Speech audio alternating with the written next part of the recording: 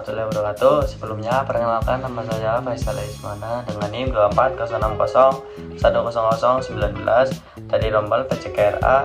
Di sini saya akan menjelaskan tentang video revolusi industri. Pembahasan ini meliputi ada kemunculan, tahapan perkembangan revolusi industri, sampai ciri-cirinya dan serta dampak-dampak baik bagi kehidupan manusia saat ini. Yang pertama, kita mulai dari sejarahnya. Revolusi industri pertama kali terjadi di Inggris pada akhir abad ke-18, sekitar tahun 1790. Saat itu terjadi perubahan besar dalam sistem produksi dari yang awalnya menggunakan tenaga manusia dan hewan, sekarang menjadi menggunakan mesin. Penemuan mesin ini oleh James Watt menjadi titik awal mula perubahan besar tersebut. Sejak saat itu, dunia mulai memasuki era industri. Perkembangan teknologi tidak berhenti di situ. Revolusi industri mengalami beberapa fase. Yang pertama itu revolusi industri yang pertama ditandai dengan penggunaan mesin uap dan mekanisme produksi. Industri tekstil berkembang pesat, transportasi kereta api mulai digunakan dan produksi menjadi jauh lebih cepat dibandingkan cara tradisional. Kemudian masuk ke revolusi industri yang kedua. Pada akhir abad ke-19, ciri utama adalah menggunakan listrik dan sistem produksi massal atau assembly line. Pada masa ini, industri otomotif berkembang, salah satunya melalui sistem produksi oleh Henry Ford. Produksi menjadi lebih efisiensi dan biaya lebih murah sehingga barang bisa dijangkau oleh banyak orang. Selanjutnya adalah revolusi industri yang ketiga, yang dimulai sekitar tahun 1970-an. Fase ini ditandai dengan menggunakan komputer, elektronik, dan otomatisasi. Mesin-mesin mulai dikendalikan oleh sistem komputer, teknologi informasi berkembang pesat, dan mulai muncul internet. Pada tahap ini, banyak pekerjaan mulai beralih dari tenaga fisik ke tenaga berbasis teknologi.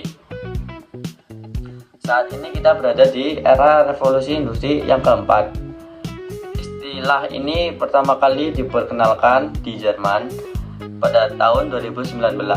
Revolusi industri yang keempat ditandai dengan integrasi teknologi digital dalam berbagai bidang kehidupan.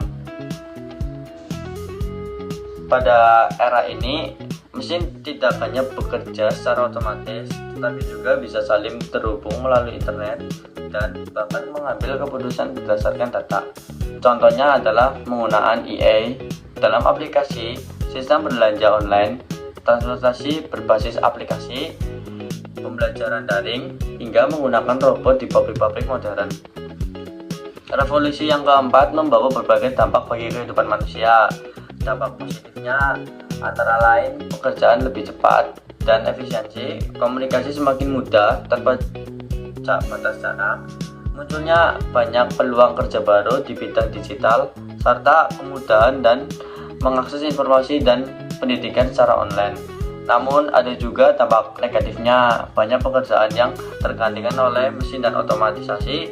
Selain itu, tidak semua orang memiliki kemampuan digital yang memadai, sehingga bisa terjadi kesenjangan keterampilan. Ancaman keamanan data dan privasi juga menjadi tantangan besar di era digital ini.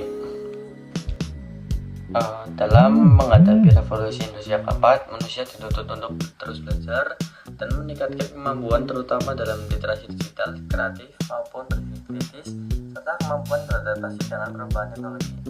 Sebagai kesimpulan ini, revolusi industri keempat merupakan tahap perkembangan industri yang berbasis pada teknologi digital dan sistem cerdas yang terintegrasi.